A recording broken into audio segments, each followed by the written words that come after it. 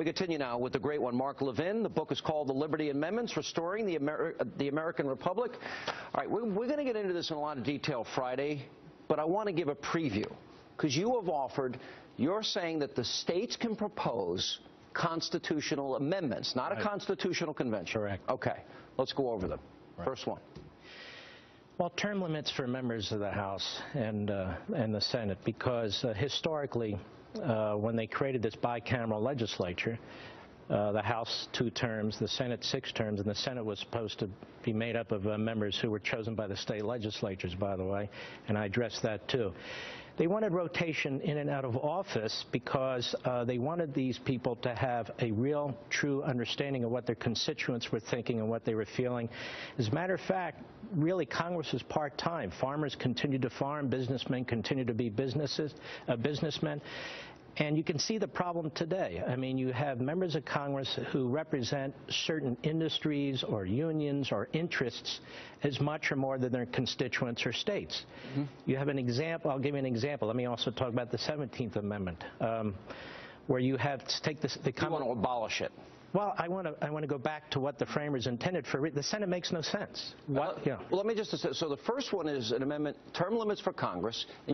You lay out the historical reasons for it. And 12 years and out. 12 years 12 years total, one house or the other or combined. And then your second one is an amendment to restore the Senate to the way we used to elect senators. Right, and this would be a tough argument. Look, these are ideas that I think would help reestablish constitutional republicanism as the framers intended, and I make the case in each chapter. I don't just throw them out. I draw from the framers and why they did this.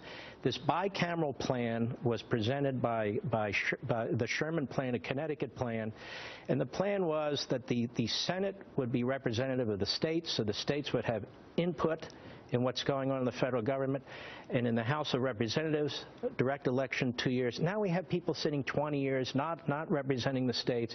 It's a mishmash, and the problem is you have this professional, dug-in, entrenched bureaucracy. All right, so term limits for Congress, go back to the old way the state legislators will elect senators.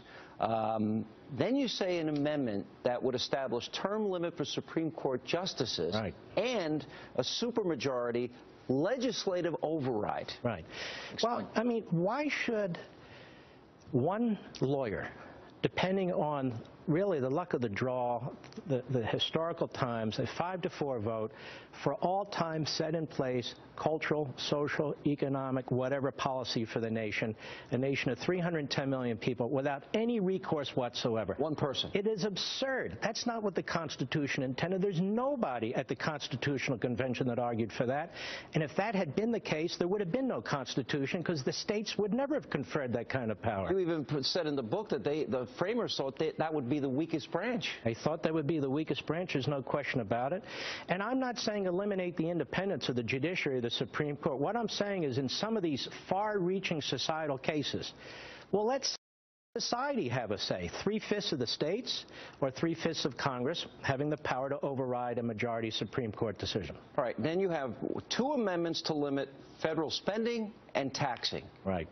We're not going to survive as a republic if we keep spending. And you outline all this in great detail, but the short synopsis. That may be the longest chapter because all the information is necessary. Does anybody really think this Congress, this president, is going to limit itself? Have they shown any evidence of that? In fact, this president comes to office, massively expands spending, and quite frankly, George W. Bush massively expanded spending under him with a Republican Congress.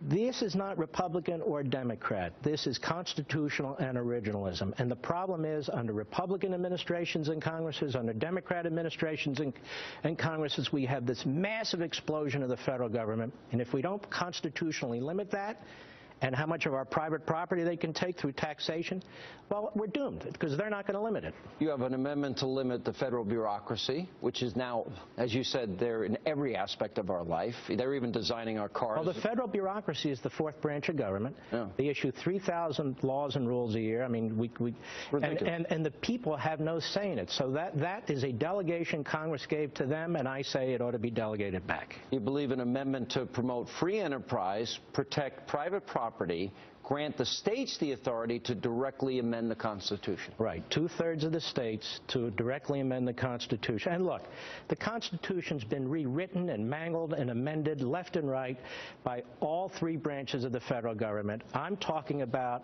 a stable, predictable system. Still, a supermajority 2/3 states is not easy. Oh, you know, 3/5 of the states wouldn't even sign the Obamacare brief challenging that.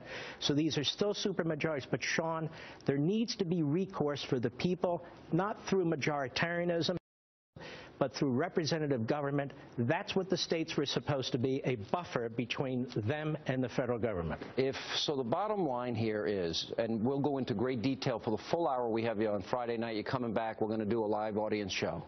But the bottom line is that there is recourse. It is within the Constitution itself, and it begins with state legislatures, and the amendment process can happen. In other words, you believe this is the answer for those that say, what do we do? I believe it's the answer, and I believe we conservatives or constitutionalists or Americans generally, we have to have the resolve that the left has. They spent 100 years pushing for this government-run health care, and they finally got it, and they wouldn't take no for an answer. We should spend whatever time it takes to protect our children and our grandchildren and future generations and reestablish the Constitution and the liberty that flows from it.